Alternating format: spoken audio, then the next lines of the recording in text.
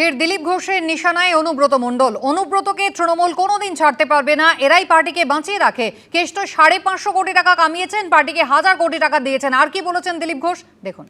অনুব্রত প্রকাশ্য মিডিয়াতে যেসব ভাষা বলতেন সেটা সবাই জানেন, কিন্তু ফোন করে বিভিন্ন অফিসার থেকে আরম্ভ করে সবাইকে তিনি এই ধরনের কুভাষায় কথা বলতেন।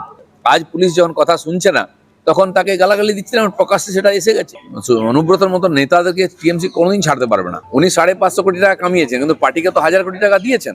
সেরকম লোক দেখানো, ক্ষমা চাওয়ানো বা একটা সাসপেনশন বা একটা ধমকি দিয়ে আবার বাড়িতে ঢুকিয়ে নেবে। বিশ্বভারতী বিশ্ববিদ্যালয়ের উপাচার্য থাকাকালীন বারবার বিদ্যুৎ চক্রবর্তীর সঙ্গে সংঘাতে জড়িয়েছেন অনুব্রত মণ্ডল। আইসিকে কুকথা নিয়ে বিতর্কের মধ্যে এবার নিজের অভিজ্ঞতা সামনে আনলেন প্রাক্তন উপাচার্য। শুধু অনুব্রত মণ্ডলই নন, তার অনুগামীদের দ্বারাও চরম হেনস্থা হতে হয়েছিল বলে দাবি করেছেন বিশ্বভারতীর প্রাক্তন উপাচার্য বিদ্যুৎ চক্রবর্তী। বোলপুর থানার আইসিকে অনুব্রত মণ্ডলের কুকথা কাণ্ডে তোলপাড় পড়ে গেছে। এই প্রেক্ষাপটে এবার মুখ খুললেন বিশ্বভারতীর প্রাক্তন উপাচার্য বিদ্যুৎ চক্রবর্তী। অনুব্রত মণ্ডলের মাথায় যদি দিদির হাত না থাকতো তাহলে আজকে এই নন বেলেবল ওয়ারেন্টের ফলে অনুব্রত মণ্ডল কীভাবে ঘুরে বেড়ায়। উনি কোনোদিন ভদ্র ভাষায় কথা বলেননি। এটা বোধহয় মনে হয় ওনার জন্মগত একটা রোগ। সুতরাং এই যে লিটন হালদারকে যে কথাগুলো বলেছেন এটা খুবই কদর্য, এটা শোনা যায় না। কিন্তু এটা যে উনি বলতে পারেন এই ব্যাপারে কিন্তু আমার সেরকম কোনো সন্দেহ নেই, কারণ আমি নিজেই ব্যক্তিগত অভিজ্ঞতা দিয়ে বলতে পারি যে এটা কিন্তু হামেশাই শুনতে হয়েছে। তার কয়লাকে তুমি যতই ধোও তার রং কি কালো থেকে সাদা হবে? উপাচার্য থাকাকালীন বারবার বিদ্যুৎ চক্রবর্তীর সঙ্গে সংঘাতে জড়িয়েছেন অনুব্রত মণ্ডল। তীব্র আক্রমণ করেছেন। পাগল ভিসি, ও যদি মনে করে আমি যা মন তাই করবো, মানবো না।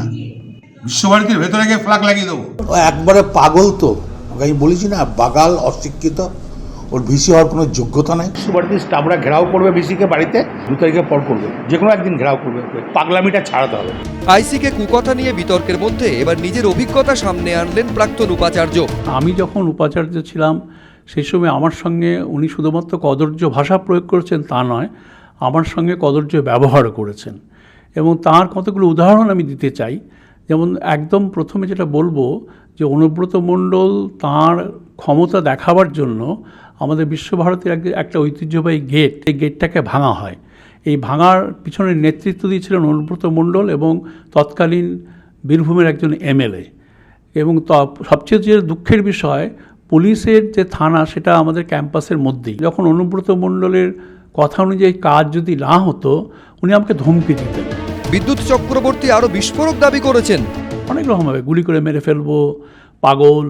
আর তবে একটা বলবো যে আমি আমার স্ত্রী এবং মাকে উনি কখনো সেভাবে গালাগালি দেননি, কিন্তু আমার পরলোকগত পিতাকে উনি বারবার নিয়ে এসছেন। এবং বাবা তুলে যে ধরনের গালাগালিগুলো দেওয়া যায় সব গালাগালি আমি শুনেছি।